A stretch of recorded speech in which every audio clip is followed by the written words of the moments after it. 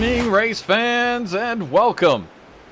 It is the NORA Truck Series 2023 here, Season 5, Race 9 of 26, from the legendary Darlington Raceway in Darlington, South Carolina. 1.36 miles around, 45 laps in the first stage, 90 in the second, 147 overall.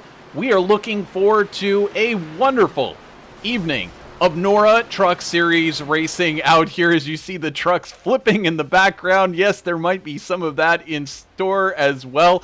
Hello again, everyone. I'm Trevor Greenfield. It's so great to have you here on VirtualRacing.Network as we get set for another awesome evening of fun and frivolity for the NORA Truck Series. Tonight, it's a special night for the throwbacks as we've come to Darlington, and we'll be doing this for both the NORA Truck Series and the NORA Cup Series.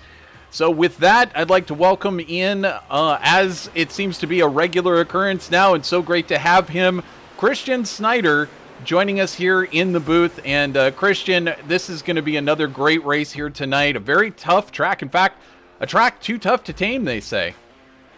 Yeah, definitely too tough to tame. It's going to be a battle of attrition tonight, keeping the trucks out of the wall. And it's a little bit loose tonight. Some pretty high temps, so we got to keep them out of the inside wall as well tonight. Definitely a lot of things to keep in mind. Of course, this also to keep in mind is presented by Abby's Sweet Treats, and it's always so great to have them on board. Abby's Sweet Treats Home Bakery. In fact, let's go ahead and get them up there on the screen. There it is, Abby's Sweet Treats Home Bakery. You'll find them over on Facebook, Twitter, Pinterest, and the rest, but cranking out those great Easter cookies already, some cake pops. You got Oreo pies, Mom's Day cookies. Those are just got sent out this last week. Everybody enjoyed those as well. Lots of good stuff, including these peanut butter brownies. And there's Abby as well. That's who will be hand baking your treats. Just head on over. Abby's the owner, and Plymouth, Minnesota. They'll be shipping them out of there. There's the phone number for you to get in touch, and or head over to abcobb@gmail.com, Facebook, Pinterest, Instagram, and Twitter. Abby Sweet Treats, proud presenting sponsor of the NORA Truck and Cup Series. And so with that, they're just about to head down to start qualifying, but we can go ahead and real quick take a look here at our current truck standings. Right now it is, after 8 races, Sean Briscoe who takes over the lead in the points by just 1 point. Christian, this is like an insanely close battle that keeps flip-flopping back and forth, and we keep an eye on it, as well as that lurker in 3rd place, Josh Conover, and you can't look much further back, Timothy Harper, Jacob Gladelich. A lot of these drivers right there to pounce if anything were to happen to Briscoe or Jones tonight. Yeah, and Sean Briscoe doesn't have a win yet, so he is not locked into the playoffs. So he is desperately looking for that win this season to set his ticket for Phoenix, hopefully, at the end of the season. Absolutely, and we're always keeping watch on that battle as well. And certainly here, as we take a look at the Season 5 owner points for the Truck Series after 8 races, nothing changing in the top 8, all still right there, but only 2 points separating the top 2 Flatline Motorsports. So you know there's a lot of pride there involved with that as well. Some more moving and shaking further back, but this is just one of those battles that will continue to rage on as the season goes on here. And in the meantime, looking in the background, we've got some trucks already out there qualifying, so let's go ahead and send it down trackside. We'll get you up to speed with where everyone is at. Brad Fulham out there on the track right now, just putting in his qualifying lap. Eric Sable, also phenom in the NORA Truck Series. He's out there as well to qualify tonight. Todd Slauson from Full Send Motorsports, and we've got Timothy Harper. Everybody now on track to get their qualifying laps in, and there you see Blade Timmons. And as I said, you know, a lot of these drivers going to be sporting some throwback schemes on their trucks tonight, and so don't be surprised if you see one that doesn't reminisce the old days, one that you might recognize from the past. We'll be talking about it all night long. Yeah, I love Throwback Weekend. It's one of my favorite weekends in and in NORA. But I wish it was that track. In my opinion, I've never been good at this track, and these drivers are gonna have a heck of a time tonight controlling this truck at this track, and that's kind of why I don't like it, because I'm not that good of a driver. Well, that's why I'm good up here.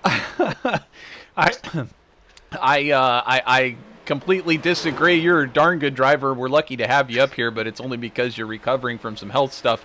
But either way, awesome to always have you up here, Christian, and you certainly add great things to the broadcast. But as you mentioned, this is a really difficult track. The Lady in Black, as it has been coined, track too tough to tame. There you see Mark Bremkamp. This is a lot of what we're going to be seeing tonight. It's what I saw a lot in practice. I've seen it in the official servers. All of these drivers just really struggling to get their trucks and their cup cars dialed in here at Darlington. And I think the driver that just can manage to survive, I mean, this might be like Bristol dirt all over again. You know, just keep the truck in one piece, make it to the end, and you may find yourself in victory lane here. It's that difficult. It's always been a difficult track, and it's been called the driver's track, the best driver's track in NASCAR. So we're gonna see, a battle of attrition tonight. I can't wait. There you can see Christopher Heights getting up there into the wall as well. A little bit of a wall scrape. That's not what you want to do. I guess you can get away with it here in qualifying, but in the race, too much of that kind of action is definitely going to knock it aside. Hey, while we were talking there, Eric Sable going to the top of the charts. Great qualifying effort from him, and this is just something that we've gotten used to seeing out of Eric. Yeah, this is his, I believe, third week, maybe second week here, and he's been a threat every single time he's been on the track. So I can't wait to see what he's able to do in the long run of the season. It certainly is exciting. He hasn't really been able to convert it necessarily over into podium positions yet, but we'll look for that. Anybody with that much speed, and he's been there. I mean, he's been there through most of the race. Just not quite able to convert into that first victory yet, and we'll certainly look for that. Bremkamp still going up there and scraping the wall. Familiar names atop the charts. Sable now. We've seen his name up there a couple of weeks in a row. Vincent Arthur for Flatline Motorsports getting back up there where we're so used to seeing him. But our two leaders of the points, Brian Jones for Brian Powell Motorsports there in 5th place. Sean Briscoe for Capital Motor Club in 6th place.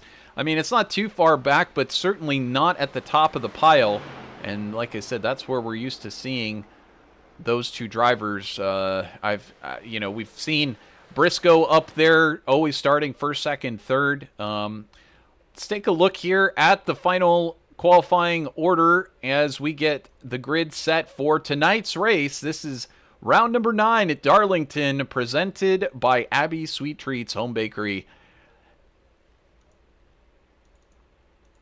And on your pole position is, as mentioned, Eric Sable for the JRC Sim team. He will take the green flag first, and starting alongside him, congratulations once again to Vincent Arthur, who seems to continue to do these front row starts.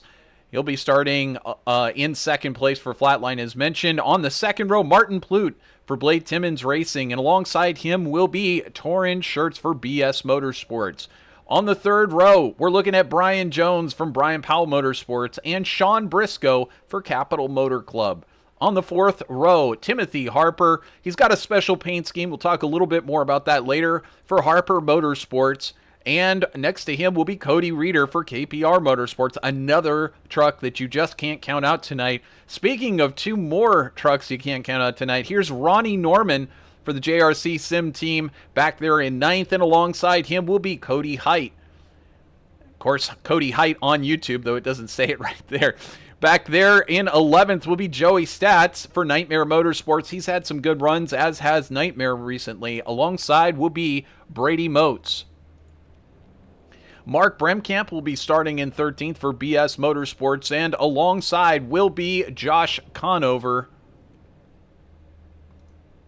And next up will be Brad Fulham for Full Send Motorsports. Alongside him will be Cody Dorsey. And just behind that, Jacob Gladelich for Brian Powell Motorsports and Jason Conover. Actually, I think I already mentioned them. I think somehow I'm getting some different conflicting info with my timing and scoring. But Todd Slauson will be starting in 19th for Full Send Motorsports. And alongside him will be Dylan Walterman for Harper Motorsports. Craig Schroeder in 21st for Capital Motor Club. And Christopher Heitz for Harper Motorsports. And David McGuire in 23rd with Nick Geilis in 24th. 25 is for Jake Christenberry for Prestige TRD, and Corey Danielson will be our last starter for Capital Motor Club in the 26th position. Stacked field, great racetrack, classic, legendary track. We have got an interesting full night of racing fun awaiting these fans out there. Yeah, very long night, 147 laps tonight, so we should go until roughly 10:30 Eastern, so about an hour and a half race tonight. So strap in, and it's going to be a good one. Get your favorite beverage ready to go. We got Steven Dombrowski already checking in. P9, let's go. Move right up, talking about Ronnie Norman, of course, as he is always checking in with us. We appreciate our regulars checking in. Steven leading that crowd. The Drift King checking in. I'm guessing that's Gladelich checking in as well, so great to see him. But it's going to be Eric Sable who leads us down to the green flag. And Barney, the flag man, waves that flag emphatically, and we are go here at Darlington. I'm gonna believe that these guys are gonna get single file real quick, because too wide at this track is not fun. And you see the leaders settling it and getting immediately single file, 4 cars deep, as we got a little bit of a mess back there toward the back. They're still trying to figure it out. 2 and 3 wide back there. Absolutely, still 2-3 wide, trying to figure it out. Josh Kahn over there racing next to Mark Bremkamp. A lot of these trucks still just getting their cold tires up to temp, but definitely you don't want to count out that Josh Conover. He seems to know how to get forward to the front. As soon as he feels comfortable with that truck, you can expect that truck to be up towards the front. But so far, Eric Sable leads the first lap onto the second one, and already looking solid here at Darlington. Move back to Vincent Arthur. That's one of those throwback schemes, of course. If you're a NASCAR fan, I do not have to tell you what the number 3 with the good wrench on the side means, and so I won't. But one of the most classic, iconic cars and drivers to ever see a NASCAR race. And then, of course, we got Martin Plute here driving the Scott's number 2. And we'll be talking much more about this, but Blade Timmons Racing, Martin Plute right now holding on to third. Brian Jones has already gained a spot here. He's not running a throwback scheme, but he's gained a spot over Torrin Shirts, who has drifted back a little bit now in the BS Motorsports machine. And there you can see Timothy Harper starting to close up. He's gained a spot already. He's got Sean Briscoe just diving down the inside. And a little bit of wall contact there for Timothy Harper, but I don't think that's going to affect his race at all. These trucks are going to get into the wall all night, and it's just it's a product of Darlington. So that's the first stripe so far. That's the first Darlington stripe. So much cool stuff to talk about here at Darlington. So much history. However, this is some history that I don't think Christopher Heitz wants to remember. Is what just happened a moment ago. There is Heitz for... for... That's not a caution. You would have, you'd think so. But if they spin and the leaders aren't coming around that quick, it can just skip over and not cause a caution, which I guess is good for all of us. Unfortunate for Christopher Heitz, who I'm sure would love to get that truck repaired. But in the meantime, this has really already kind of gotten strung out, as we now have Martin Plute with about a 1.66 second advantage. Come back here and you can see Brian Jones, and then just behind, that's Sean Briscoe, who's already gotten around Torrin Shirts. Briscoe now up a position. And we're seeing, it looks like Shirts starting to fall back there for BS Motorsports, down 3 positions from where he started. Jump on board with the 33, and this is that time where you start to see the cracks in the long-term pace you know, the new tires start to wear off, and in the meantime, as the sun is setting, it's only 82 degrees on the track, which is good news for a lot of these drivers. Not going to add too much tire degradation due to the heat, but 8 miles per hour, the wind out there, and that might play a tiny bit of a role as you get into the corner. I mean, it always matters because you're trying to keep the truck pointed in the right direction, and you're right on the edge. A little bit more than you're expecting heading into the corner, either way, even behind you. And the next thing you know, you're into this famous Darlington wall and getting one of those stripes. Yeah, we had a lead change there. Vincent Arthur, and this is no surprise, he has taken the lead early here, 8 laps into the race, heading to complete lap 9 now, but it looked like Sable just got a little bit high and Vincent was able to get underneath him, so Sable not at that point where he needs to battle right now, so he just kind of let him by here as he gets high.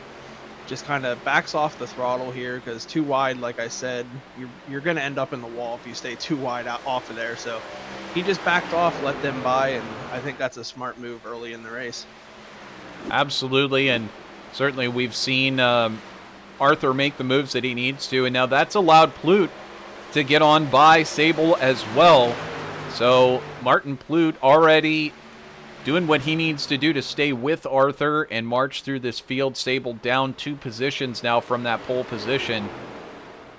And it's not time to panic, and certainly, you know, if you're out there trying to take care of your tires, or maybe if you run them a little bit hard on the first couple of laps, you might be kind of cooling them a little bit, trying to bring that truck back into balance. But I think Sable's wanting to run a little bit higher on the track than these other 2 are at the moment, and that might pay dividends. It may not. We'll have to see in the long run. Brian Jones, though, trying to stay up there with his nearest rival in the championship. Again, Jones losing that championship lead to Briscoe since this last race, and Jones, unfortunately, having trouble in the last race.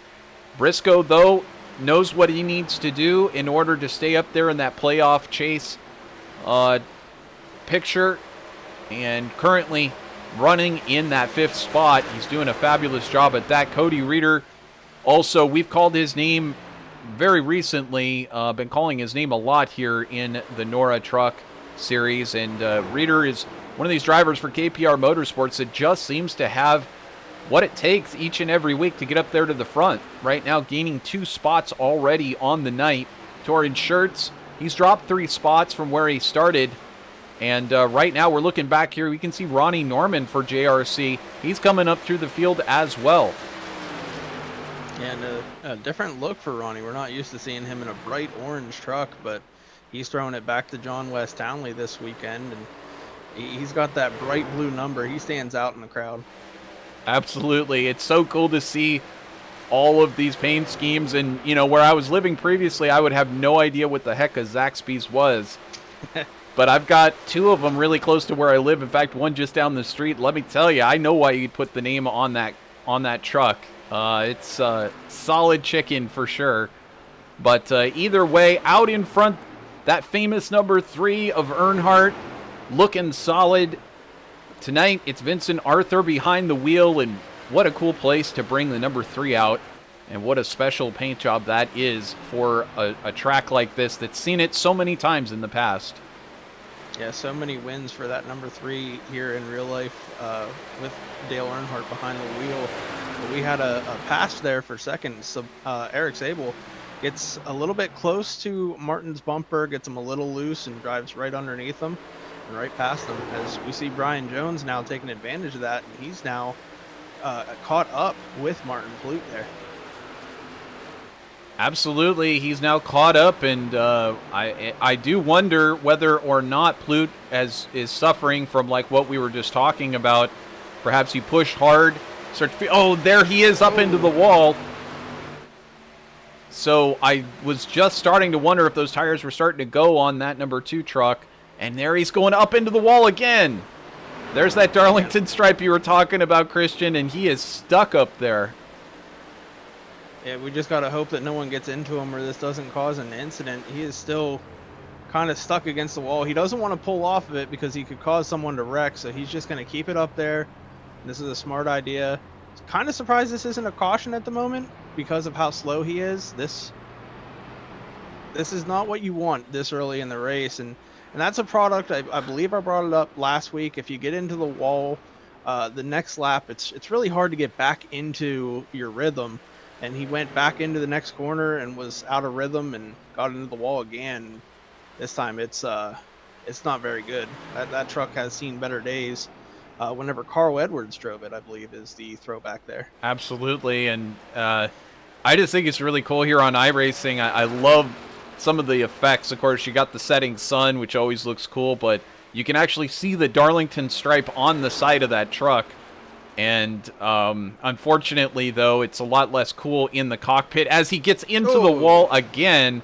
And this is looking a lot like how it goes when I do iRacing. Sometimes I qualify well and I start racing really well at the beginning, and by lap 18, that's kind of how my race goes, Christian. Yeah, and he is going to bring it into the pits. Unsure if he is going to take it behind the wall or if he is going to get repaired, but definitely not the night that Martin wanted.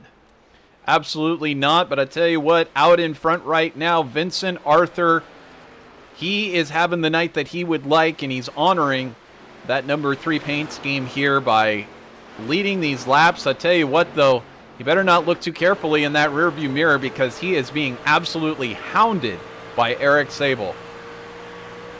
Yeah, Eric having a good run. We saw him, get past early in the race, and you were saying maybe he's saving those tires, and it looks like he was because he's kind of caught back up to Vincent and is now, as you say, hounding his rear bumper. I think it's a little too early to move him, so I think he's just going to wait for Vincent to possibly make a mistake, wait until he's got a good run. I think he might be able to get the job done before the end of the stage here.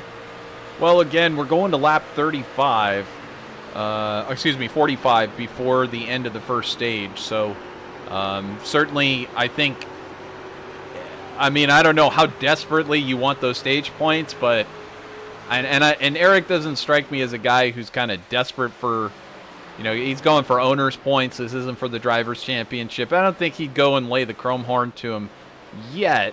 Maybe for the race win. So we'll have to watch for that at the end. But either way, it's kind of like nice guy racing until the final 5 laps, and then we might see the gloves come out. But either way, this guy, Vincent Arthur, has been doing everything he needs to do. He's holding strong at the front. 20 years old, out of Manchester, Maryland, doing an absolutely stellar job. What more can be said about Vincent and what he's managed to do here in the NORA series? It's been, we've been calling his name since the first week we started broadcasting here, and I'm hearing another truck in the wall. Is that Briscoe? It is Briscoe in 23. Oh, man. And the 23 truck as well involved. That's David McGuire.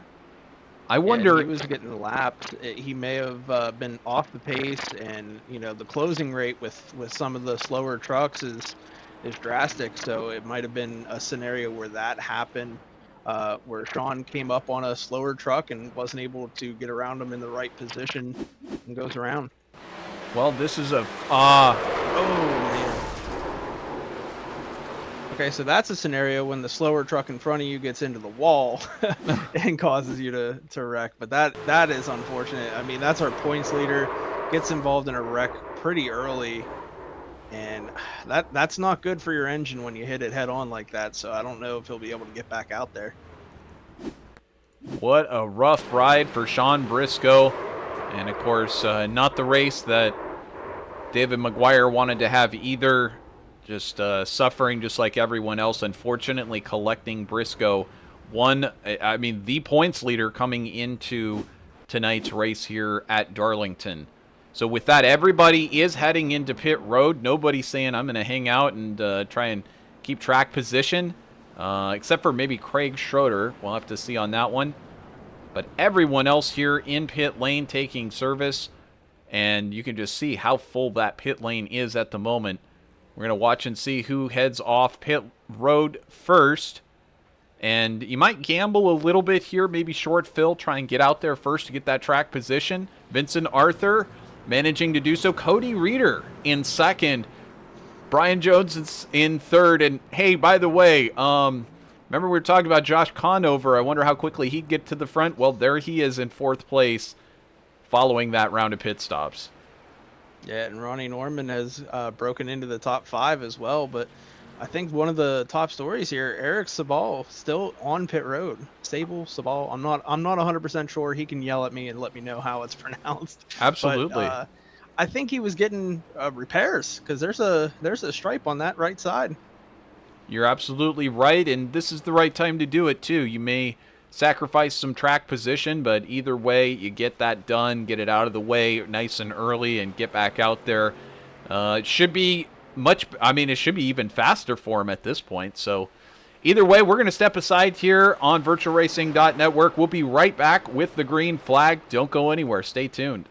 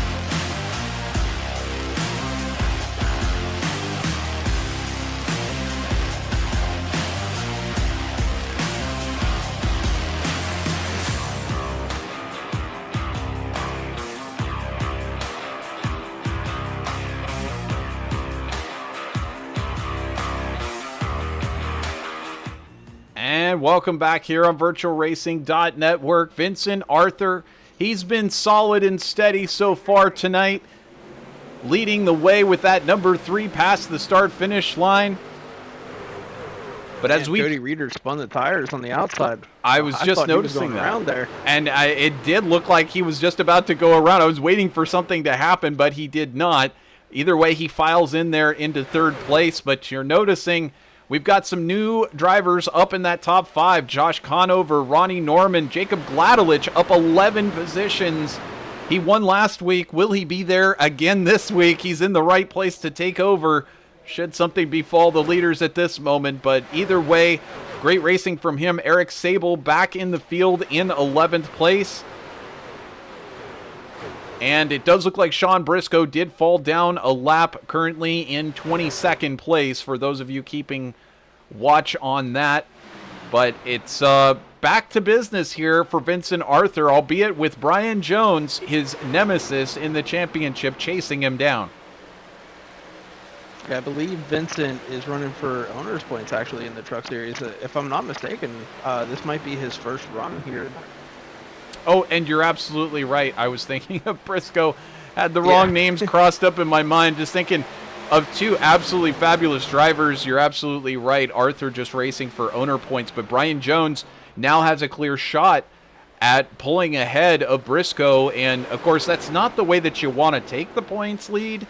But, I mean, if it happens, then so be it. You know, attrition is part of racing and just kind of what you got to settle for. Nevertheless, I think Jones is going to have to look for this guy, the number 85 Cody Reeder Chevrolet for KPR Motorsports. He now takes a look to the inside. He's going to think better of it. And, you know, Christian, if you're out there, you're racing like Cody is, he's doing fine in points and everything. And he's certainly in the championship contention. And he gets up into the wall there.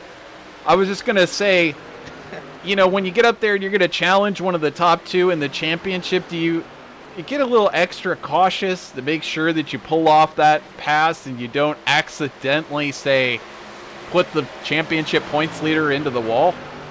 I don't know, maybe a little bit, but he's also going for a championship this season, so you know he has every right to be up there, battling hard. So you know we're gonna see him the rest of the season possibly be in the top 4 at the end of the season, because this guy is always in the top 5 anytime you see him.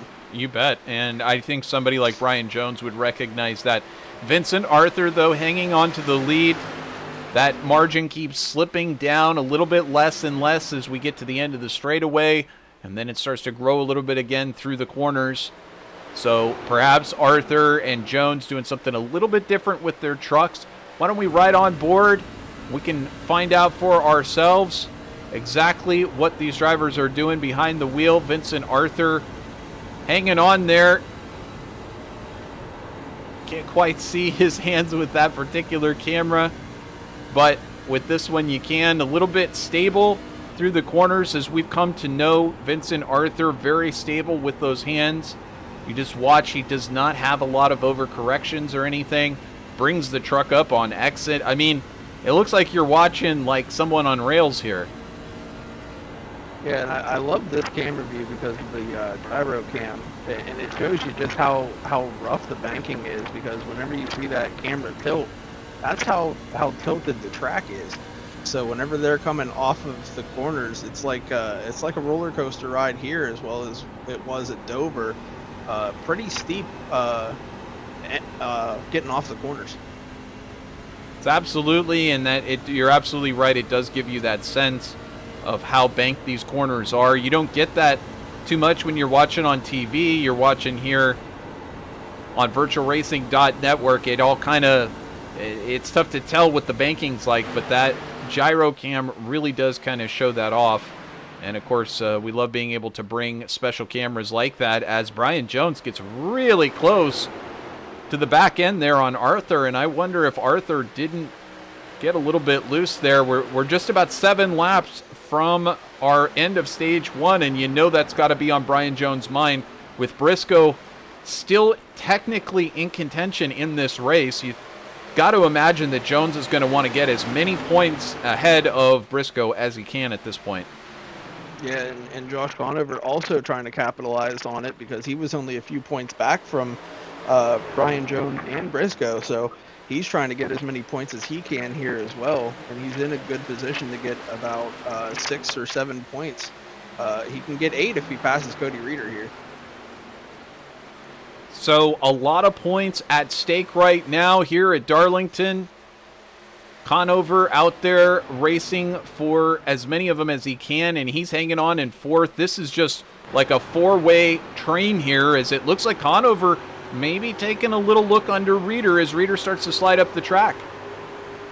Yeah, and this is what you got to do to try to set up a pass. You got to get underneath them coming off of the exit, side draft them back, and then have a good run into the next corner. But he wasn't able to quite get to the side draft portion of Reeder, so he's going to just fall back in line. But it looks like Josh at this moment has a little bit of a faster truck than Reeder. Just a little bit faster, that's all it takes. Of course, conserve those tires. We saw what happened before the yellow flag came out. Reeder actually started to slip back a bit, and well, we saw Plute have all kinds of problems with his truck, eventually drifting up in the wall like a Hoover, sucking that truck up into the wall. And either way, you want to avoid getting too close to that wall. You want to avoid the push that can come. Oh. Here he goes to the outside. Conover taking that look on the outside of Reeder. Yeah, Reeder got a little bit too high, got close to the wall, had to pull it off of it. I think he maybe also got into the wall, but Josh Conover going to take advantage of that and pass the Kevin Harvick. Quiznos in here, right behind Cody Reeder. So we're getting quite the mix-up here at the front. As you mentioned, there's Ronnie Norman in that throwback livery, coming forward in a hurry with that number 6 JRC Sim Team truck. And taking a look under Reeder. And I just think, again, it's not about going fast. It's how you go fast that I think is the difference here for some of these drivers. It's one thing to be aggressive on those tires and have it come back to haunt you later on than it is to conserve those tires and have them start to come in sometime around lap, 8, 10, 12, 15 when other drivers are already suffering problems. There's Norman going to the high side on Reeder, just like Conover did. So move Ronnie Norman up another position. That's 5 gain for Ronnie Norman, and the Ronnie Norman fan club is absolutely loving this as he's moving up towards the front. In the meantime, it's Vincent Arthur and Brian Jones who continue to be within 0.2 of each other each and every lap. We're getting within 2 more laps after this one. There we go, just 1 more remaining. This is the white flag here for the end of stage number 1, and it looks like Jones suffering a little bit there, and that is going to give this stage win to Vincent Arthur as he makes his way around here momentarily. So assuming he can hang on, he'll take it by a mile. Yeah, and this caution is going to benefit Nick Geilis. As you can see, he's coming into view right there in front of Vincent Arthur, so he's going to be able to stay on the lead lap with the caution coming out here for the stage.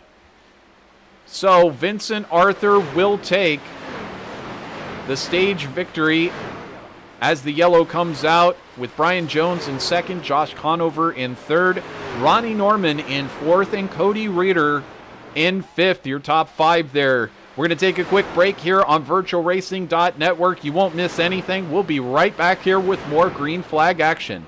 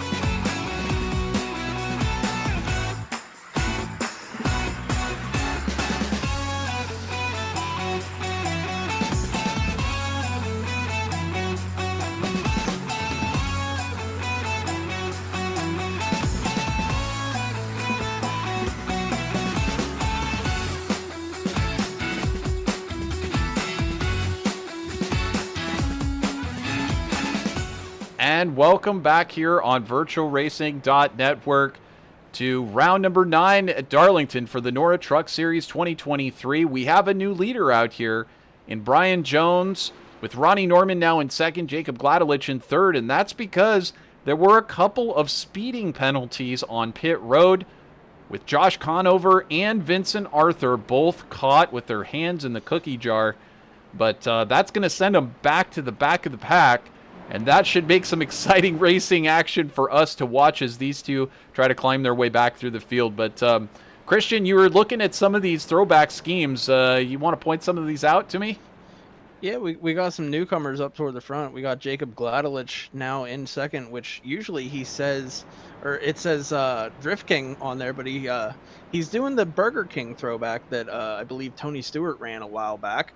And then you got, we already mentioned it, Ronnie Norman in his throwback to John West Townley, which unfortunately we lost in a shooting a couple years ago, so he is honoring him tonight. And then a newcomer to the front as well, Joey Stats, and I think everybody can recognize this paint scheme. It's the King Richard Petty, and then to his outside Timothy Harper in the Chase Briscoe throwback, I believe, with the Cooper Standard. And absolutely, and also on that truck you notice there is a green ribbon, and Tim Harper brings some awareness. He lost his father to cancer a couple of years ago, and he and the team at Harper have been running that green ribbon ever since, just trying to bring some awareness, and it's really a beautiful thing. I love to see that in these drivers, but certainly our hearts go out to him, even though it's not super recent, but that memory's always with you, and we certainly know what that's like. So a kind of bittersweet moment for him to do the throwback here, but always great to see some drivers participating in the awareness. Yeah, a lot of drivers participating this week. It's a favorite throughout NORA for the throwbacks, but I believe the pace car is going to pull off here, and we're going to be going green with Brian Jones, Jacob Gladelich, Ronnie Norman, and Torn Shirts in the top 4 here. You're absolutely right. That is our starting order, and the green flag comes out from Barney the Flagman, and we are racing once again here at Darlington. As they march down into turn 1, you see Ronnie Norman already diving underneath Jacob Gladelich for that second spot. And it looks like Norman has already managed to secure it, so move Norman back into that second spot behind Jones. Up 7 places now for Ronnie Norman, and it looks like we've got some trucks already struggling there. Look back, I think that's Stats and Tim Harper. Oh. Harper having to get around Stats there.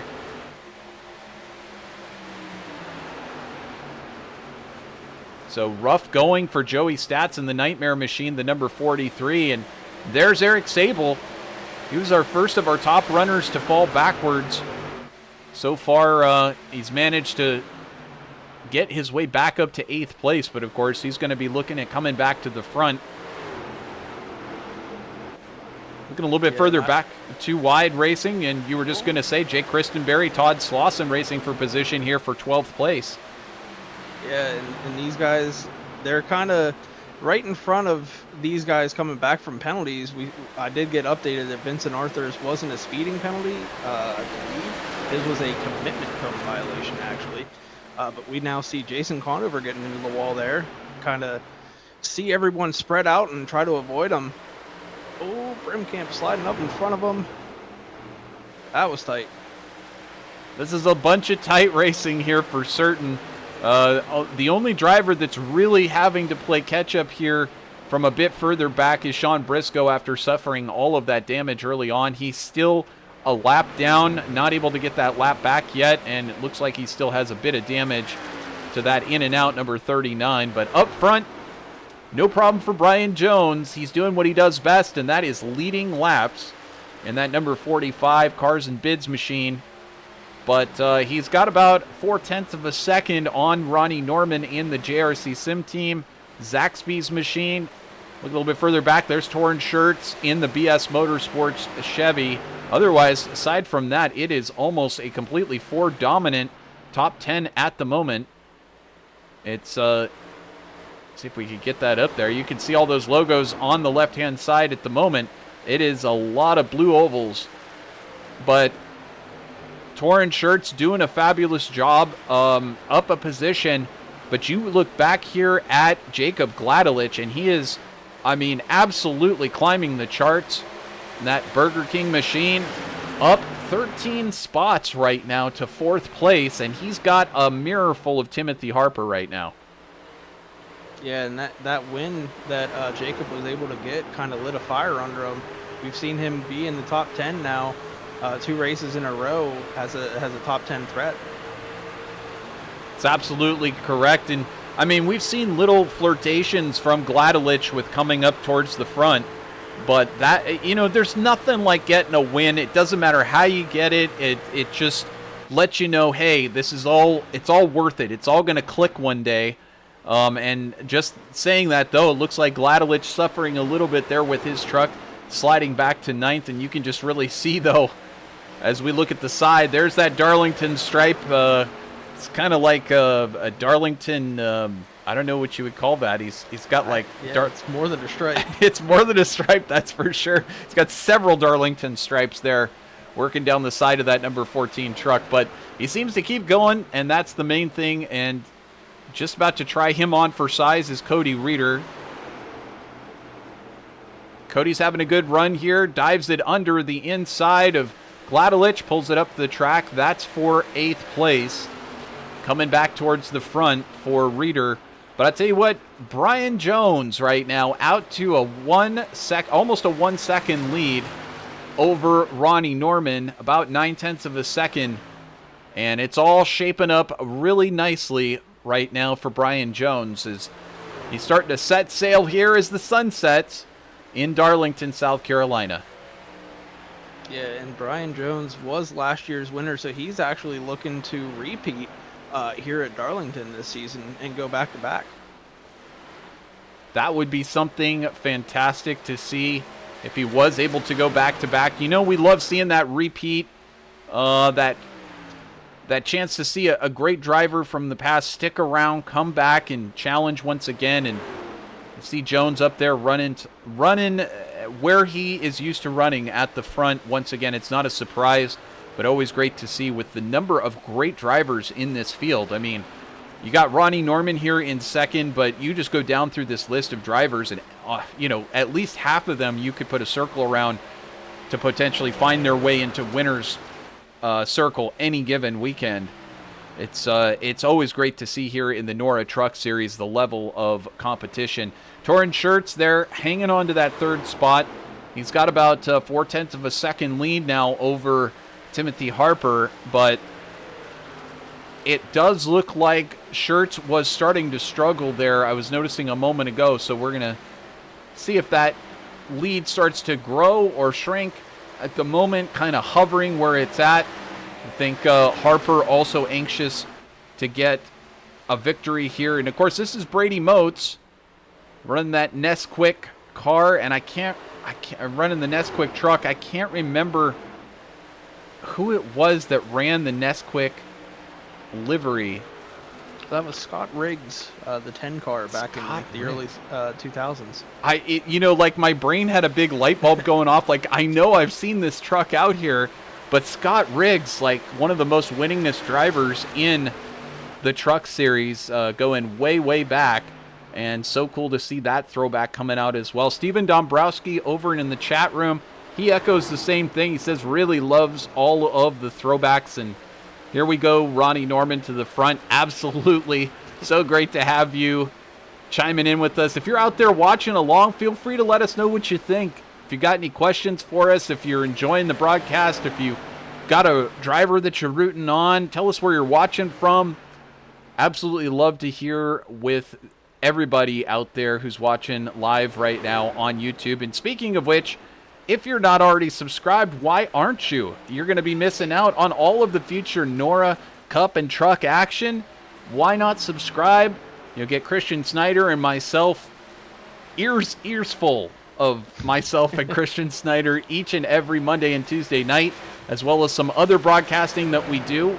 We're going to be having some more open wheel racing coming on Sundays for those of you that are a fan of that kind of stuff, and much more to announce in the future.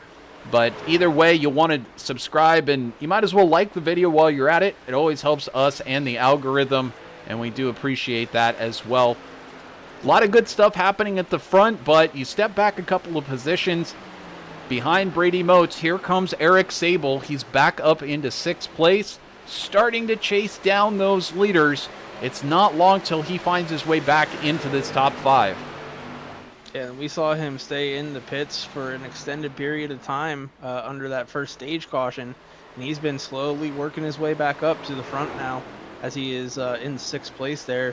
And I believe I mentioned it already, but this paint scheme for Cody Reeder, it's one of my favorites. You know, it was Kevin Harvick's paint scheme the week after Dale passed, and it's an iconic paint scheme. And Kevin's actually racing this at North Wilkesboro, so can't wait to see that. Absolutely, another a totally historic, amazing track at North Wilkesboro. I know everybody's super looking forward to seeing that race. Just one of those classic facilities. You're going to rank right up there with Darlington. But, you know, that certainly affected Harvick. It affected everybody with Dale's passing. Still to this day affects everybody. You know, at Daytona on the 3rd lap, of course, you hold the 3 up in the air. But everywhere else, you know, just certainly throughout the southeast, a big factor seeing Earnhardt passing away. And I think it's kind of like, you know, if you go back a ways to earlier generations, where were you when such and such happened? And, you know, I remember the day very vividly when that happened, and I remember having to tell my stepfather, who was a big fan of Dale Earnhardt, of all the days for him to miss a race, he actually missed that race. And I was actually very happy because, you know, I was just glad he didn't have to go through watching that all unfold, and I did, and so I got a chance to break it to him very gently. But it just affected everybody, and everyone taking on an opportunity to salute the number 3 and everything that he did in the sport. Of course, who can forget, you know, some of the classic schemes he had before this? I love the Wrangler paint job that he had long before the Goodwrench paint scheme. Yeah, the Wrangler paint scheme, one of the favorites, and another one, my personal favorite, was the Bass Pro Shops Gold car. I absolutely love that paint scheme. Absolutely beautiful paint schemes to come along over the years, and just great that some of these drivers able to sneak in an extra special chance to get in a custom livery. By the way, if you're out there watching and you're looking for a custom livery, you don't have to go any further than my friend here in the booth, Christian Snyder at Snyder Graphics. He'll hook you up. We'll have a little bit more of that at the end. You can see his Facebook page, but I just always figure it's a good time to put in a plug if anybody out there is looking for a new wrap for their truck or car. And he's one of our sponsors here on the NORA Truck Series and Cup Series broadcasts. Yeah, a couple of those paint schemes out there today are mine. So these guys in NORA have been messaging me more often now that I'm the sponsor. So thankful for you letting me be a part of the broadcast in that way as well. Well, certainly it's been my pleasure to be able to join with you here and join forces and do some commentary together. I think it's really spiced up the broadcast, but I'll tell you what's getting spicy right now is the battle for 4th place. That's Cody Reeder in 4th now. Torrin Shirts, he's back in 5th there, and I see Brady Motes also part of this conversation. There's Eric Sable, so we've now got a 4-way battle for that position after Reeder was able to get by Torrin Shirts for the position. We'd also see Christenberry now heading down pit lane. Looks like all 4 corners are still on that truck, so perhaps just deciding to come in a little bit early. A little damage on the front bumper, though. Looks like the front was smashed in pretty well, so maybe getting a little bit of repair there. Definitely possible. Yeah, I do see it. I just don't see, unfortunately, do not see anything mentioned from our recent past, and it looks like Christenberry perhaps jumping out of that machine at the moment. There's Briscoe, though, still battling around. That truck has seen some better days. I'd certainly be headed to In-N-Out after this one and it's over, kind of just sitting alone at my own table, eating as many of those animal-style double cheeseburgers and just forgetting that the day ever happened. If I were Briscoe, he's gonna be in and out of pit road a lot tonight too. He Indeed. All the different puns we can consider for in and out, but he is just down one lap. So, I mean, it is conceivable, and, you know, Brian Jones got to be aware of that. I mean, he may be getting reports from his spotter that Briscoe's machine is down and out, but it is certainly capable of getting back onto that lead lap, and I think, you know, Jones certainly understands that, you know, basically, if Briscoe can get on the lead lap, he's certainly capable of outdriving, you know, damage, imbalance to the car. You know, Briscoe is capable of doing just about anything with one of these trucks. So I keep my head on a swivel and keep my antennas out if I were Brian Jones. Just try to keep putting down the good laps, and he is. A 2.90 second lead. Now 3-second lead over Ronnie Norman. And that lead just keeps growing, but Brian Jones is doing everything he needs to do here tonight to try to take a couple of stage victories. Yeah, and I absolutely love his throwback scheme. He's throwing it back to himself from last week, so a great throwback scheme for Brian Jones. It certainly shows some consistency. You know, the reason why he ended up in the thumbnail for this YouTube video, I was putting together the thumbnail ahead of the race, and you know, we leave trading paints on, so I just happened to load it up, and there he was in this new paint job before it had gotten unveiled to anybody. And he's like, well, I guess there's my new paint job in it, even though he hadn't actually run in it at the track where the thumbnail came from. So just fun stuff to play around with here as we see Vincent Arthur now coming through the field, getting by Torn Shirts. It's getting really dicey here for 6th place. Shirts and Conover racing it out for 6 now. Yeah, I think Sabal got into the back of Torn Shirts there and almost turned him into Conover, but Sabal backed out of it now and has lost about 2 truck lengths now to Josh Conover, with Brady Moats right behind Sabal as well. Here comes Conover making that move down to the inside of Shirts. Oh, he drifts up, gets into him a little bit. Hey, 8 tires are better than 4. I think that's the motto for this weekend. We saw it in real life. A lot of people using 8 tires. You got to do what you got to do to stay on track and keep that truck pointed forward. Certainly all of these drivers really struggling with these tires as they're starting to fall off on the trucks. Now heading into lap number 80, just 10 more laps left in stage number 2. I think it's a pretty strong possibility we'll see Brian Jones out there taking stage number 2 victory, but it's anyone's guess. These tires could just fall off a cliff at any point here, and Ronnie Norman sitting there just now just about 3.8 seconds back, still in position to take advantage of that. Tim Harper actually just getting past for 3rd place. Here comes Cody Reeder up into 3rd, so maybe he does have what it takes to do the long run. Yeah, he's definitely better in the long run than most of these guys, but I haven't seen him be able to gain that much time on Brian Jones. But definitely he's as good as Brian Jones, so maybe if he's able to get in front with like strategy or a fast pit stop, he might be able to get it done. Well, there you see the gap, and it looks like it has stayed almost exactly the same. It's about 0.3 of a second difference over the last 5 laps between Cody Reeder and Brian Jones.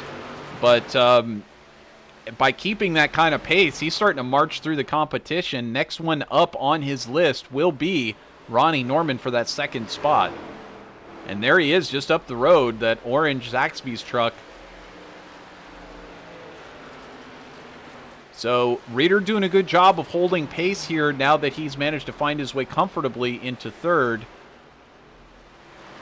But we'll have to see if he can not only close in on Ronnie Norman, but eventually on Brian Jones, as we're just 7 laps here from the end of stage number 2. So those last 2 laps there were faster than the leader. fastest truck on track right now is Cody Reeder. So definitely was able to save tires a lot better. Well, right now he's definitely going for that second place in the stage number 2. You see Ronnie Norman really walking that truck up to the high line. Yeah, this track's like a cheese grater on these tires. I mean, after like 6-7 laps, you want 4 new tires if a caution comes out. So these guys have been out there for about 30 laps now. So these tires are completely worn. I think this stage caution will be music to the ears of these drivers, but you just got to hang on. This is not the time, Christian, that you want to have a momentary fade or lose control over that truck. Even if you got to give up a spot, it's better to do so than pay the price all the rest of the night. And certainly Cody Reeder right now trying to take advantage of any struggling that Ronnie Norman is having with that machine here on lap number 85. And this gap is now very rapidly shrinking. Here comes Cody Reeder. Ronnie Norman holding tight there into turn number 1.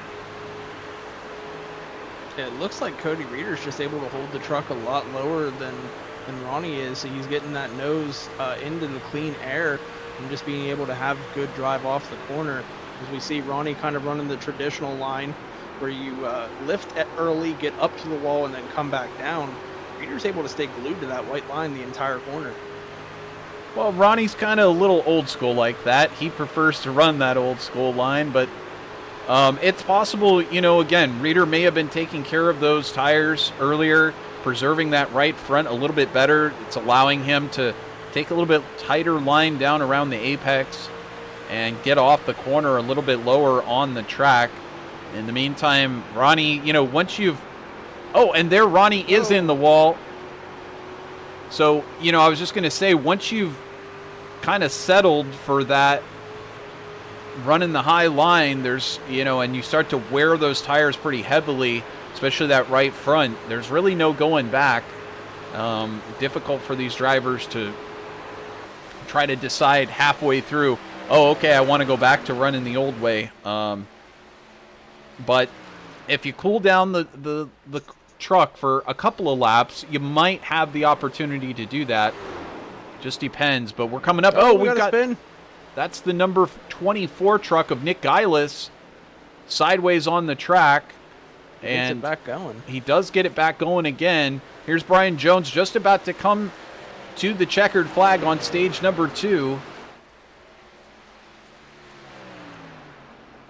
And it did not bring out the caution ahead of the end of stage number 2. So Jones going to take victory here in stage number 2. Cody Reeder going to take second place. And Ronnie Norman will take third. Timothy Harper fourth. And Vincent Arthur going to get fifth place here in stage number 2. For round number 9 here at Darlington, presented by Abby's Sweet Treats. We'll be right back here. We're just going to step aside for a moment, catch our breath, and don't go anywhere. We're going to have some pit stops, and then we will be right back with green flag action. Stay tuned, everyone.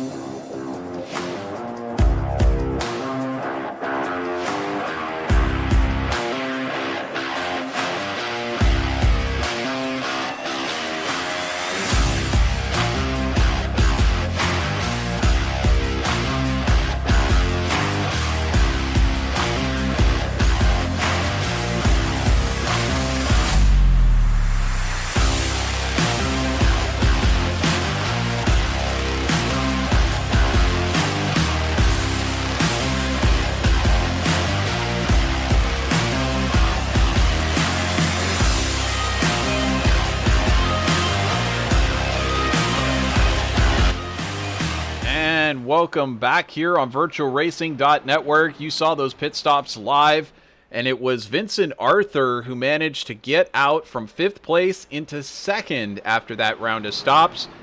Fantastic way to recover here and move himself back up after that earlier problem. And now he joins that lead group, including with Brian Jones. And actually, we've got Brian Jones joining us right now from the cockpit. Hey, Brian, great to have you with us here on live broadcast, VirtualRacing.Network. And hey, tell us, you've got 2-stage wins. Congratulations. You think that truck's got it in it to take the Abbey Sweet Treats victory lane at the end? Well, you know, we're gonna put it all out there and see if we can pull out the win, but it might be kind of tough, you know, especially since I just didn't realize there was a juice going in. It's okay. We'll figure it out. It's going to be okay. We're going to try our best and save the tires if we can. Saving the tires there, but what do you think about Vincent Arthur going to be starting right behind you? And then you got Josh Conover. You got a couple of tough guys going to be starting right behind, or is it just keep your head down and focus forward? I just can control what I can control, you know.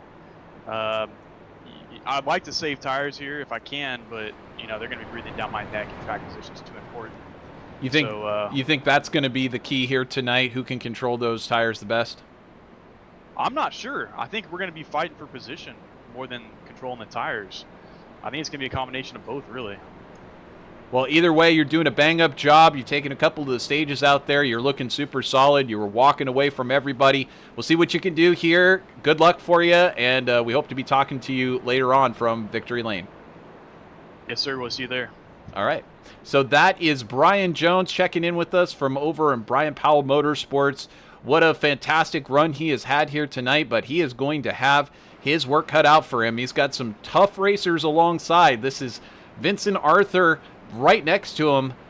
We've seen all of what he can do, Christian, and I wouldn't want to be starting right next to Vincent Arthur. And you got Harper just behind, Conover, and there's Eric Sable in 5th, Cody Reeder. All these fast drivers going to be restarting right here at the front end of this grid.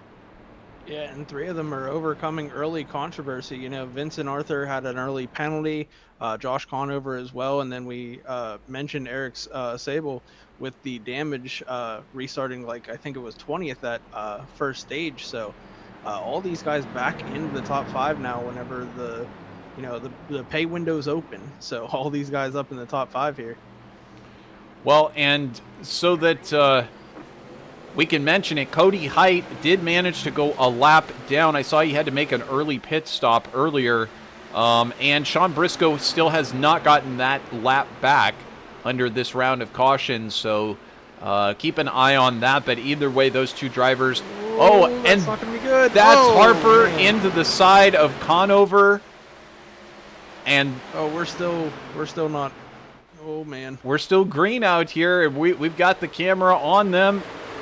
But it looks like they're going to recover and get it going again. Harper and Conover having it coming together there, now sliding backwards. But up at the front, it's still these 2 running where they restarted. Brian Jones just in front of Vincent Arthur. But look who's coming fast for that front group. It's Eric Sable. And, I mean, again, you're letting the hounds out when you got Eric Sable on the loose here in 3rd place.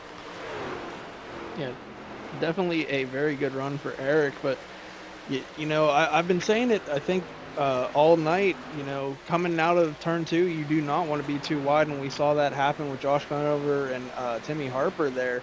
They were too wide coming out of turn 2, and that's just not where you want to go. It's almost like all these drivers should be going to Christian Snyder's driving academy. He could give them the heads up on what to do, what not to do before the race. Here's Torrin Schertz racing side by side with Cody Reeder. Cody on the inside there of Schertz. Now trying to get that position. That is for 5th place. And we were just focusing the camera on him for a minute, but Mark Bremkamp, as Reeder really struggles there and goes right up in front of Josh Conover. And by the way, Conover's got Harper just behind him as well. Yeah, so, Reeder, I think, hit a bump going into turn 1 there, and it upset his truck and shot him up the racetrack, but was able to recover pretty well. And he's going back after Torrin Schertz now. I wonder if Reeder won't decide to make that move. I think Conover just pulled all the way down to the low line on Harper. I'm not sure what that was all about, but here comes Ronnie Norman. Might not be the best of friends after that contact. Maybe Josh throwing a big block there on Timmy. That was, I wasn't going to say that was a block. I mean, I didn't know what to call that, but I mean, he really did do the old sweeperoo from the top side down to the bottom, and that I just don't think he's real happy with Tim Harper after that last incident. But either way, it looks like Conover escaping at the moment, and possibly Harper will be seeing Ronnie Norman doing the same thing, diving down to the bottom line, trying to take that position. But back up in front, it's Jones and Arthur still nose to tail, and you have to wonder, 46 more laps to go until the end of this one, and who is going to save those tires? That's the question. Will we get another caution to help these drivers out? This is all going to play a big role in the end of this race. Right now, it looks like Arthur able to hang with him, and Eric Sable not quite able to claw these two in yet, but he's working on it. And as I was mentioning a moment ago, Christian, here's Mark Bremkamp. We hadn't really been talking about him so far, but Bremkamp in the 78 for BS Motorsports, same as Torrance Shirts behind him. BS having a great run here so far, and Bremkamp. So it's I don't know the answer to this, but I'm just going to guess Bremkamp, Shirts, BS Motorsports. Is that? Should I be guessing that? I don't know. We don't know. I'm in the same boat with you. Yeah, I mean, we'll have to ask him because it's quite a coincidence. There's Shirts, his teammate diving under Mark Bremkamp, and I don't know. There must be something wrong with Bremkamp at this moment because he started going backwards. Here comes Cody Reeder down on the inside of Bremkamp.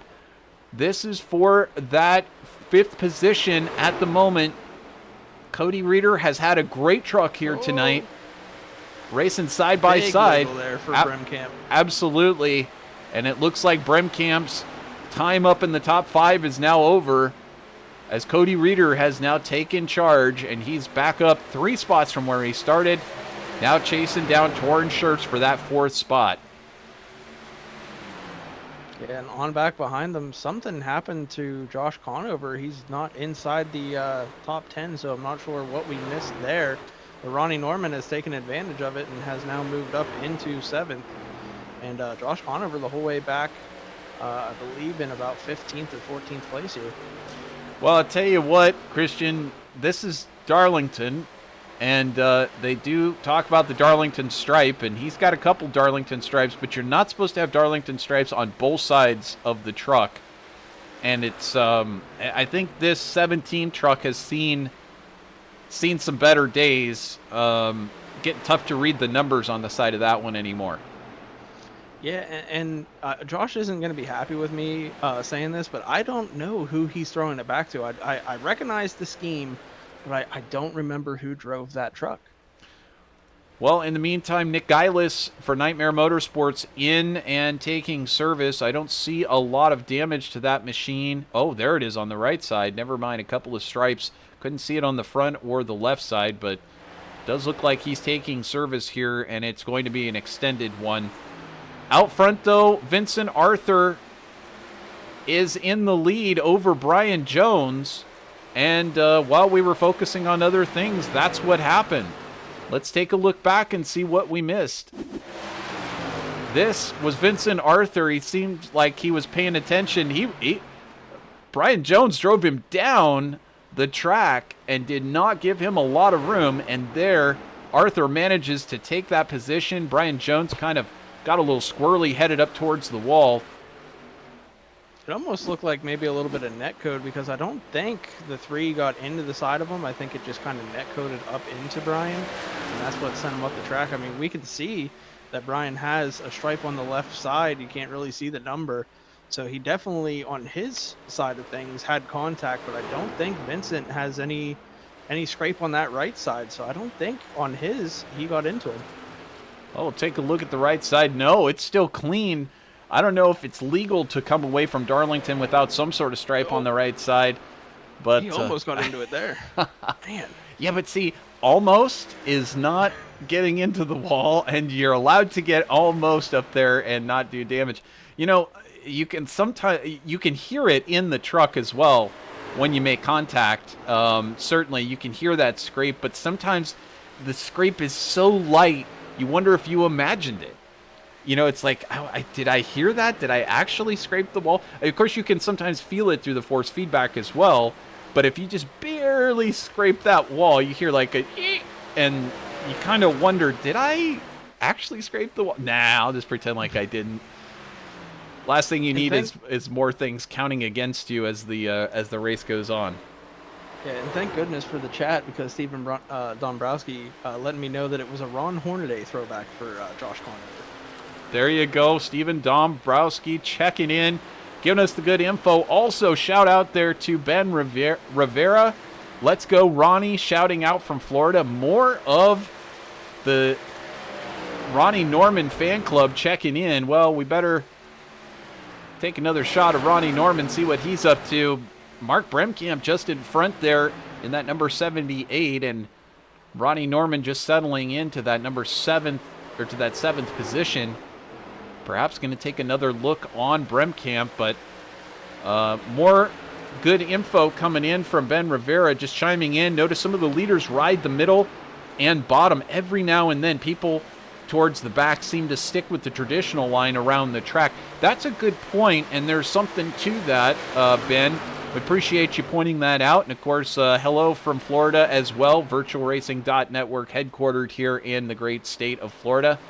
But there's something to that, and that is you don't really have any cockpit adjustments, so to speak, in these trucks. I do a lot of IndyCar racing, and you've got this thing called a weight jacker over there. You got the anti-roll bars. You got a lot of stuff that you can mess with to try to get the car to handle a little bit differently. But in the trucks, you don't have a weight jacker, and so as a result, you need to actually drive your line differently. And that wears the tires differently. It'll wear the right front, it'll wear the right rear a little differently. It'll put some heat in different places and kind of help to balance that out. And, you know, sometimes it's just something you're feeling out with the truck or the car, where you can feel that balance start to go off. You start to push off towards the exit, the mid-corner, and you say, okay, I must be using up my right front a little bit too much. I'll change my driving style a little bit and use the right rear to turn the car or truck a little bit. And that can really help things. You can ride that middle groove, and that certainly changes the riding characteristics on those tires. So, you know, sometimes it's just a matter of feeling out what's going on. But either way, you're watching on your boy Ronnie up there now battling hard with Bremkamp, and they contact, and calamity ensues. Ronnie, though. Oh no. Oh, man. Still wrecking back there. I think that's Timothy Harper, who just went on an absolute roller coaster. And I know you're not too far from NASA, but you might want to give them a call, because a truck just went to space. Well, either way, that is the number 99. Man. Is bent in a lot of ways. I don't know if they can get that one back on the jig after this one's done. We've got some trucks that were caught up in that one. Let's back it up and take a look here at what happened. First, we'll take a look here at this between Bremkamp and Norman, and we'll try to get overhead here, give us a little bit better of a look. But I think I'm going to say it again. Too wide coming out of turn 2. It just doesn't work. And here it is. That's the product of it. One low and one high, and it just don't work, as Christian Snyder says. So if you're too wide exiting turn 2, you might consider not doing that in the future. But let's take a look now. Who went to space? That was Tim Harper here, which we're now going to take a ride on board. Folks, buckle your seatbelts. If you have a squeezy stomach, look away, because it's about to get crazy. And everything seems fine till now.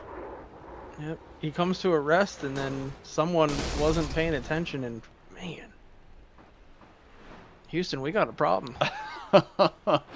Crashing back down to earth comes the number 99, and we'll just, I mean, you know, you got to see that who one. hit him.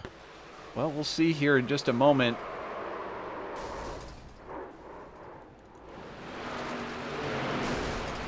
Wow, I think we've got another truck to go check out. Yeah, that was Joey Stats. That was Joey Stats, who went for a ride and ended up on the backstretch pit wall. Man. My goodness. Well, we'll have to take one more look, this time from Joey Stats' point of view. So Stats is following Gladilich there through the corner. Can't even see anything is going on in front of him. There's a truck coming up the track, and then, right into him. Man. And that is experiencing weightlessness here. That is the wrong pit road. That's the old one. That's back in the 80s. That is the old pit road, and my goodness, what an absolute ride he took. We're just going to see one more time what it looked like from outside the vehicle here on VirtualRacing.Network. This is some extreme stuff that happens here in the NORA Truck Series. Man. He had no idea Timmy was sitting there. Like, obviously not intentional in any way by turning down into him. It was just a product of he could not see anything behind Jacob Gladilich. Well, that was a very long green flag run, and it was unfortunate that we just happened to check in with Ronnie Norman and give him a little bit of commentator's curse, talking about how great he was doing. We hope the fan club is okay out there watching along, because it looks like he saved it pretty well. Yeah, I mean, he came out got okay. away without much damage. In fact, I would say everybody did okay except for Stats, and certainly Tim Harper's machine is a little beat up there on pit road as well. I don't see that one coming back out. Yeah, no. That one's going to the junkyard. Absolutely going to the junkyard, and I mean, I don't know. It's a beautiful truck to begin with. Hopefully some fans out there will get a souvenir. And the NORA Truck Truck end up in Dale Jr.'s graveyard. He is like one of the head honchos here on iRacing. Either way, back up at the front, we're about ready to get this one going again. We spent so long watching those replays, we are about ready to go green.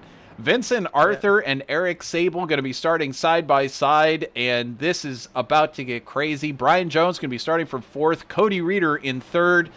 Oh my goodness, and hey, it's a full send motorsports car or truck right back there in sixth place as well for Brad Fulham.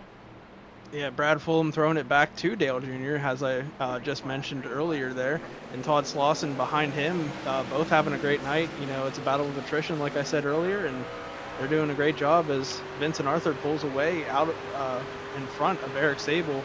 Brian Jones slots himself into third, and Cody Reeder in fourth here. It's been solid all night for Vincent Arthur. He hasn't won the first two stages, but he has managed to bring that number 3 truck up there and lead a bunch of laps, as well as holding everybody at bay at the moment. He's got Eric Sable, though, right behind. Eric, of course, qualifying in pole position. So top two swapping positions as they run right now. But I know Sable wants to not only finish this race in the top two, but would love to take victory here for that JRC Sim team, as he just made debut a couple of weeks ago.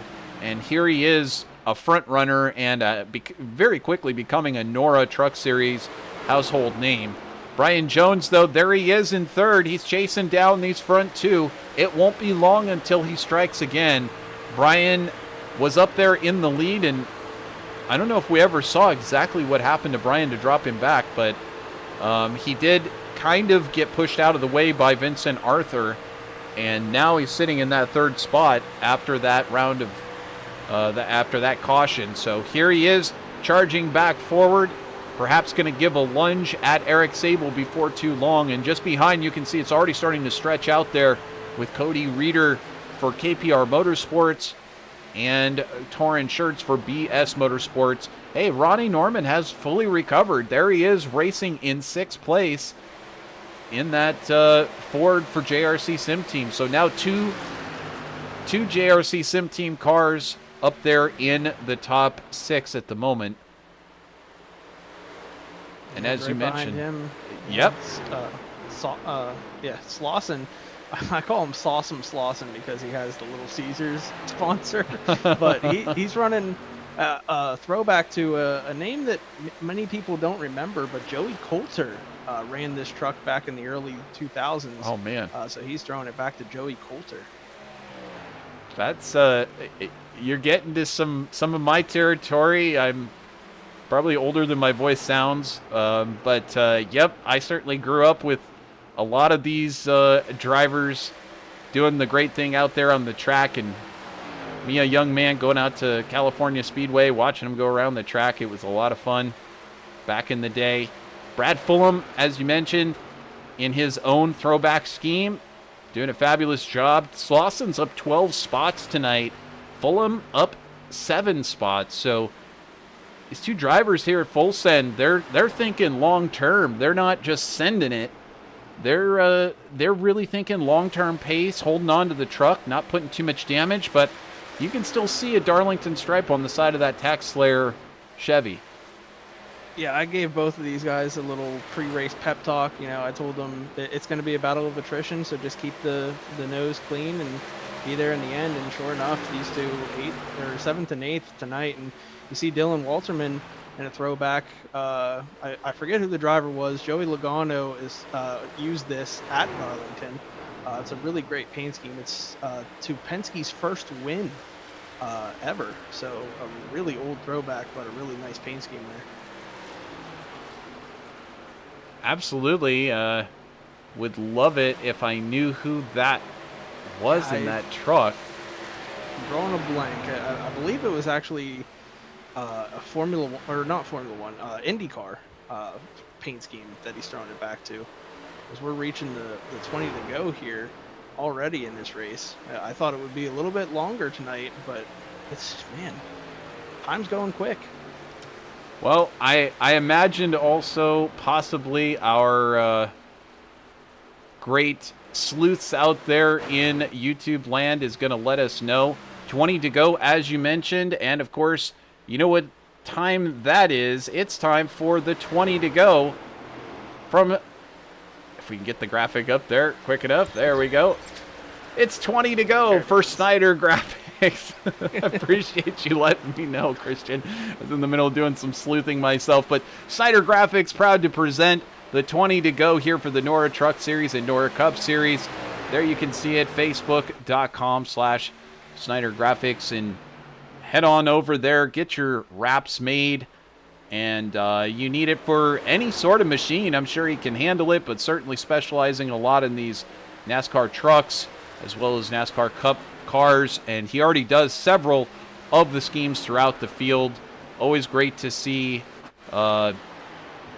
these custom schemes from Snyder Graphics throughout the field, and very affordable, very workable, and helps keep it in the family with that 20 to go. Now at 18 to go, and Christian, this is starting to line up in a way that I think it's really starting to point towards Vincent Arthur. I think earlier we saw Brian Jones able to stay up there in front, but it just seems like it's getting harder and harder for Brian to close in, and now he's got Cody Reeder all over the back of him.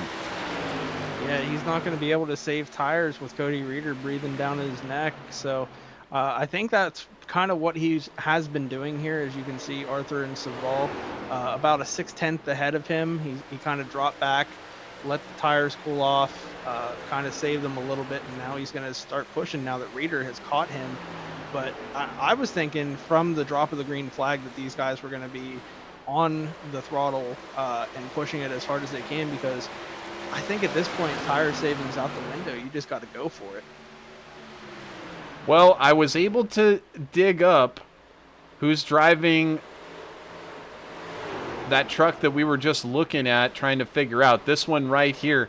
And that was Haley Deegan last season driving that truck. So at Darlington last season. So I don't know who in the end he was trying to replicate, but that's who drove it last was Hailie Deegan, and we all know what a phenom she is. She's got fans, she's got critics, but either way, she's getting it done, and out there, one of the main competitors right now who is able to do it, one of the best female racers in the sport. Well, I was just updated by Stephen Dombrowski again on a paint scheme. It's actually the 1970s throwback to the AMC Trans Am series for that #1 truck. There you go. Stephen Dombrowski, all kinds of fountains of information, and we do appreciate it. Certainly, we appreciate everybody's involvement with us and checking in with us in YouTube land, and always great to have new people checking in and letting us know where they're watching from, who you're rooting on. This NORA Truck and Cup Series always has a lot of great racers in it that are great to get behind and be able to, lots of friends and family watching, but also people out there never seen the NORA Truck and Cup Series. Would you believe more people watch these broadcasts that are not subscribed than are subscribed? It's kind of crazy. So it doesn't take anything. Just click on over there on that subscribe button. Feel free to subscribe to VirtualRacing.Network, and you will get all of the NORA action delivered straight to your inbox. You'll know exactly when the races are coming up. As soon as you click on YouTube.com, there it will be. You'll see it upcoming. In the meantime, right now we've got a battle on our hands for first place. It's Eric Sable in second place, and I think Cody Reeder has taken the position from Brian Jones. Yeah, they were too wide for an entire lap, but finally Brian Jones let him by. The more that they were going to be side by side, the more time they were going to lose to the leaders. So kind of a smart decision here to just kind of let him by, I think is what happened here. I'm not sure. There might have been contact. We'll find out. It gets real tight there. Well, discretion, the better part of valor. Sometimes you just got to let him go and try and figure it out later, even if there isn't time to make that pass later. It's better than both of you crashing, and certainly we've seen enough crashing off of turn 2 that we don't necessarily want to see that anymore. So these two continuing to race on for that third position. This is our tightest battle at the moment with 10 to go. Vincent Arthur so far has had what it takes in that throwback scheme, the number 3 for Goodwrench. He has had Darlington licked tonight. Perhaps, might I say, he might have this one tamed. Though he did not take the first 2 stages, he looks like he is in position here, but still a little ways left to go. Eric Sable, he took pole position. He's riding around right now just trying to figure out how can I get another second. And just right here, a moment ago, it was Brian Jones in third, but Cody Reeder has had a great run for KPR Motorsports, and right now we've got 4 different teams representing the top 4 drivers right now. So great to see different teams up there mixing it up. Brian Jones, he's leading the points right now. I think he can feel pretty secure in that, as his nearest competition, Sean Briscoe, still the first truck a lap down, but not going to be able to hold on to that points lead. Ronnie Norman hanging on to 5th. I think he's got to count himself lucky that he ended up where he is instead of where Tim Harper and where other trucks have been tonight, which is taken behind the wall. Todd Slauson racing side by side at the moment with Torrin Schertz. This is Todd at Full Send Motorsports, Christian's team that he owns, and so watching Full Send have a driver up here racing into 6th position, and Slauson doing a great job here tonight, holding on to a top 10. Torrin Schertz, he's been up and down. He started in 4th, but here he is racing with some Darlington stripes on both sides. Definitely Paintman's going to have it to figure out tonight in the 33 shop, but either way, he's probably pretty happy to still be hanging on to a 7th place. Well, maybe not for long, as here comes the other Full Send Motorsports machine, the number 91 of Brad Fulham, trying to come forward here, almost putting a bumper on him to try to push that truck out of the way. Here's Dylan Walterman in that throwback paint scheme, as mentioned. And just behind, here's Jacob Gladelich. He was running so well earlier on, and now he slid back to 10th. But overall, he has gained 7 positions here tonight. So great run for him, great run for Walterman. And here is that side-by-side battle with Fulham now getting in front of Torrance Shirts. We're going to get 5 to go this time by at the line for Vincent Arthur. And I tell you what, this is like a win for our team being in 6th and 7th. We've had a lot of DNFs this season. It's been a rough season. So we just kind of needed those top 10s tonight. And our third driver, watching on from the hospital tonight, he had an allergic reaction. So we're wishing him the best. But these guys out here putting on a fantastic show for Andrew there. Absolutely having a great run, and Andrew Stab, we hope you're watching on. I don't know if you can see it from the hospital, but either way, if you're checking in later, we wish you the best, wish you a quick recovery, and we'll see you out there very soon, my friend. And you're definitely missed out there on track. But 3 laps remaining here for Vincent Arthur. Brian Jones holding on to second. He's now taking that position from Sable. Yeah, Sable now sliding back. Laps ago. Sable now sliding back. Cody Reeder marches up into 3rd. So Sable really struggling here. Ooh. Side by side as Reeder drifts up the track, takes the high line, and Sable has nowhere to go. Reeder makes contact with the wall on the outside, but he keeps it going. Sable able to tuck in just behind. And we've got 2 to go here at Darlington. Just 2 more laps remaining for Vincent Arthur. He's well clear of this battle. This is the tightest one going on right now in that top 5. But Ronnie Norman also just sitting back from this about 0.7 of a second. He could take advantage. It will be 1 lap to go this time by for Vincent Arthur as he sails under Barney the Flagman.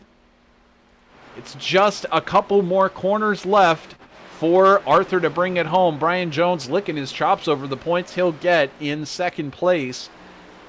And right now it looks like Sable and Reeder have calmed down from this battle. But it does look like Sable possibly could do some damage here. Norman has closed that to under 0.5 of a second. He does hit him. But across the start-finish line, it is Vincent Arthur who takes victory here at Darlington. Oh man, I was not expecting him to run him that hard into 4, but he gave him a shot, and I think there's some post-race activities going on in the front stretch. Not 100% sure here. Well, Cody Reeder finds himself sideways there, and I'm not sure if we can tell exactly what took place there, but maybe we'll be able to see. Here's Norman coming up behind his teammate at flat line, giving him a little nudge from behind. Yeah, there's a lot of damage to that 9 truck. Something went down there, but we saw it last week. Those 2 wrecked on the last lap and gave Jacob Gladelich the win, and now, again, 2 weeks in a row, those 2 not being friends out here. Well, this was Sable getting by Reeder on the outside, Sable on the inside, and that was actually Reeder passing him with a little bit of a scrape of the wall, getting that Darlington stripe, and then here comes the contact. This is a big hit right here. Oh, maybe this is coming to get the white flag, I believe. Yeah, we're already on the white flag. We'll watch on here. It should be right here. It should be momentary here. Okay, so no, it's going to be the next lap. So Sable's just gathering a run here, running the bottom, kind of trying to catch back up to Reeder as they take the white flag here. And this is where it starts to happen. Coming out at 2, Sable's going to get a run, and then he makes contact with them into turn 3. But after that, we switched over to Vincent Arthur, weren't able to see what happened. So curious to see what happened coming to the line. I believe Reeder did get 3rd and Sable 4th, so interesting to see here. There's the contact. Big slam. Yeah, and then Reeder gets close up to the wall. Let's just see here. As he's just going to jam on the brakes, and yeah. That blew the motor of the 9 right away. So a little extracurricular activity here. Post-race, maybe not all things feeling exactly so good here, but Vincent Arthur doing the classy thing, taking a Polish victory lap here around Darlington in that throwback scheme, and we'll look forward to catching up with him in just a moment. Stay tuned. We'll be in Abby's Victory Circle, Abby's Sweet Treats Home Bakery Victory Circle discussion in just a moment. We'll be right back here on VirtualRacing.Network to give you your final results and talk with the top finisher. Stay tuned.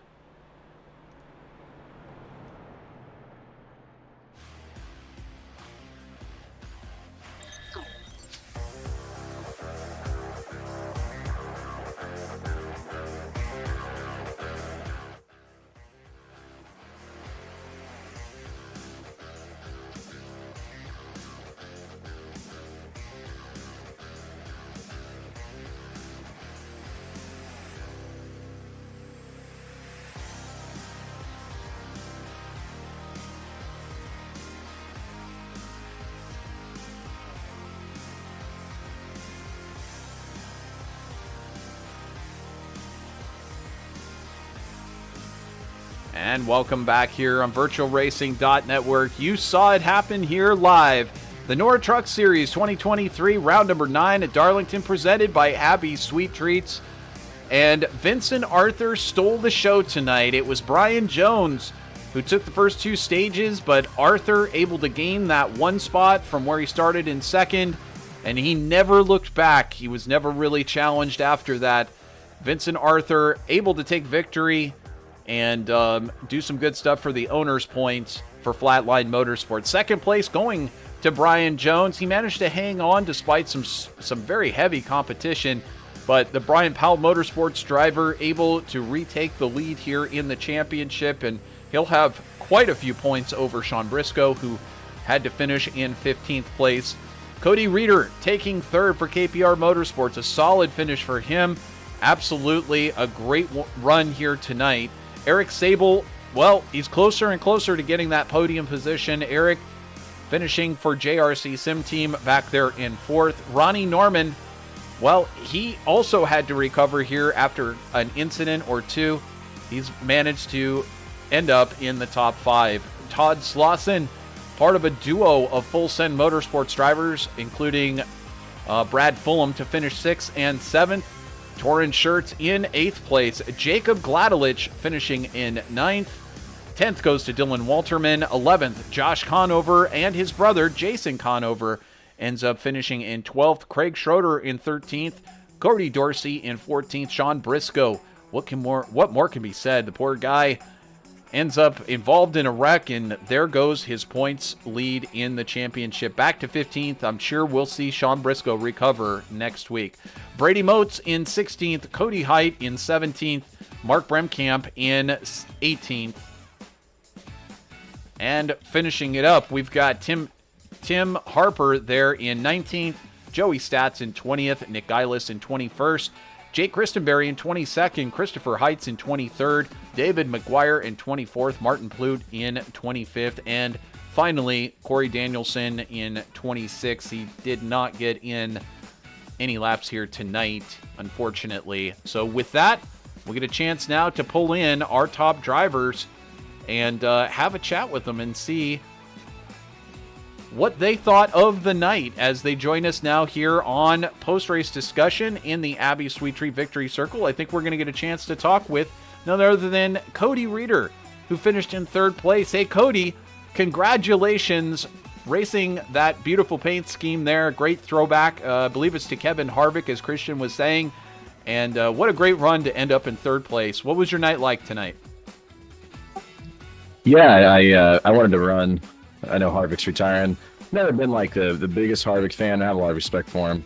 My spotter's a big Harvick fan, so thought I'd run a Harvick scheme since he's retiring, just to pay tribute. But yeah, up and down night. I honestly feel like I had I just made a lot of mistakes. I overshot my pit box, not once but twice. Hit the wall when I shouldn't have. Had to sit in the pits for 12.5 seconds.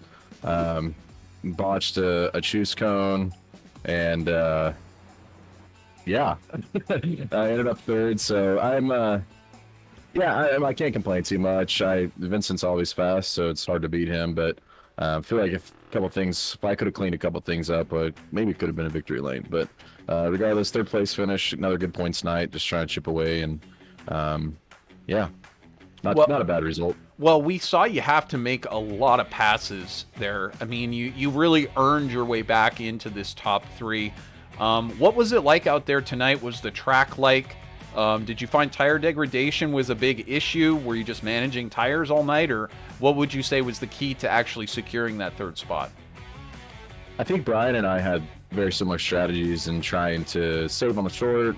As anything you can save on that short, first 5 to 8 laps, it really makes a huge difference when it comes to lap 20, lap 25, upwards of 2 or 3 tenths it can compared to people that are going all out. So yeah, definitely saving your tires. But the guys that are winning, or they were able to go kind of full send at the end, which is what happens when you kind of, we didn't have a super late caution, but it was enough to where tire saving wasn't going to be that important. I just wasn't fast enough on the having to go 100% the whole way. So I'm kind of a methodical, save my stuff and get to be there at the end, but just didn't play that way tonight. But yeah, definitely tires made a huge difference. It's just it's a really old surface, so it's gonna always be in play. Well, either way, it was a great run there for KPR Motorsports, and we know that been seeing you and several of your teammates able to get up there and run at the front. Anybody that you'd like to thank for tonight's run, and any thoughts towards our next race? Yeah, well, we're North Wilkesboro. Yep. It's yeah, we'll see. I'll do what I can, but yeah, I just gotta thank Garrett spotting for me tonight. Thank you guys for broadcasting. I want to wish Dustin good luck tomorrow night as he represents KPR Motorsports. He kind of put some pressure on me. Got the win last week, so I need to win soon. But of course, I got to thank Josh, put on the league. Also got to thank the 9 car, giving me a really good bump draft into turn 3. Really helped me get that 3rd place finish sealed up. But yeah, that's about it. Appreciate it, guys. Absolutely, our pleasure. Great job out there, Cody. We'll see you at North Wilkesboro next week. See you guys. So that is Cody Reeder, number 85 for KPR Motorsports. He gave it a great run and ended up in 3rd, and I think Christian has managed to catch up with Brian Jones of Brian Powell Motorsports there, who finished in 2nd. Yeah, I'm able to catch up with Brian. That was a good comment there from Cody Reeder. I'm still gathering myself up from that. Brian, you finished 2nd tonight. Congrats on 2nd place. Obviously not a win, but it's got to be big for you getting the points lead back. So tell us how your race went tonight. Yeah, I mean, it's a good points night. You can always appreciate nights like tonight where you go out there and get a stage win. That's an important playoff point. It's going to really help me come playoff time. But more than that, it was just a good battle the whole way through. Yeah, we saw you battling it out with the 9 and 85 there toward the end. At one point you were 4th, and then we looked up and you were back in 2nd. So great run there late. Was it tight tonight, or was the truck more loose? Like, tell us how the track was tonight for you. It was kind of all over the place. I think the track kind of tightened up as we went along, but then I don't know. It was like it was kind of burning up the right rear on the long run, but I don't think the tires were really showing that. It was really hard to tell what was going on, and I don't think the runs were long enough, I guess, to really tell as far as tire wear goes. We just were pretty much going all out the entire time. Yeah, and you overcame a little bit of contact earlier in the race. We saw the left side get a Darlington stripe. That's not typical for this track, but great job overcoming that. Anyone you want to give a shout out to or thank for tonight's performance? Yeah, I obviously got to thank my sponsor, Racing with Rich Energy. If you care about the 2019 Haas Formula One team and the fake sponsor that they had with Rich Energy, if you think you could sponsor a Formula One team for less than $1,000 in your bank account, that's what Rich Energy was able to do. So if you care about that, if you care about F1 history, then go to richenergybook.com and order yourself a copy today. All right. Well, again, congrats on the second place, and good luck next week as we head to North Wilkesboro. Thank you all. Trevor, I believe you were able to catch up with Vincent Arthur.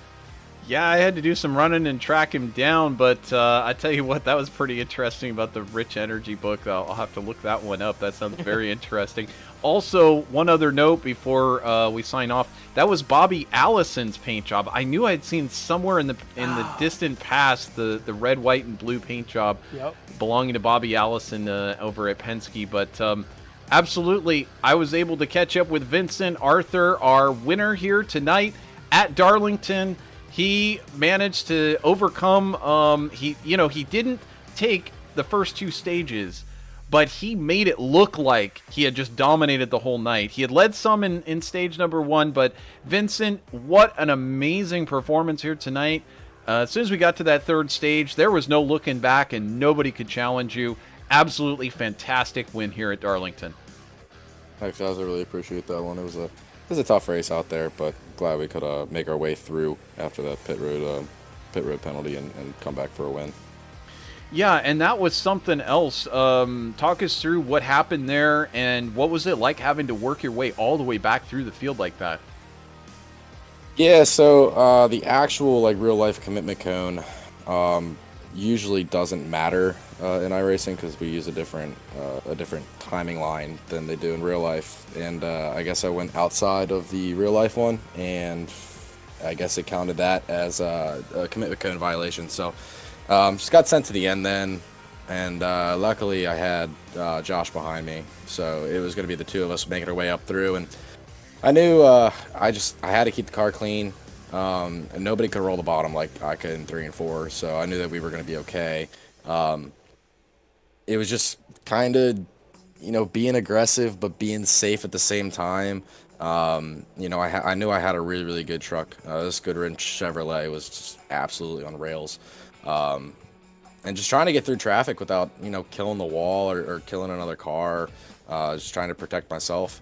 And I was able to get up through traffic pretty nicely there, and I knew I was going to have a really, really good car there at the end because my tire wear was showing good, and I was consistently 2 to 3 tenths faster than Brian, and Brian had been up front, all that run, and I had been working through traffic, so I knew I was going to be set up pretty well for the end there. But yeah, after that pit stop, pit crew gave me a couple spots on pit road, which is always nice, and then I was able to take the lead back and never look back from it.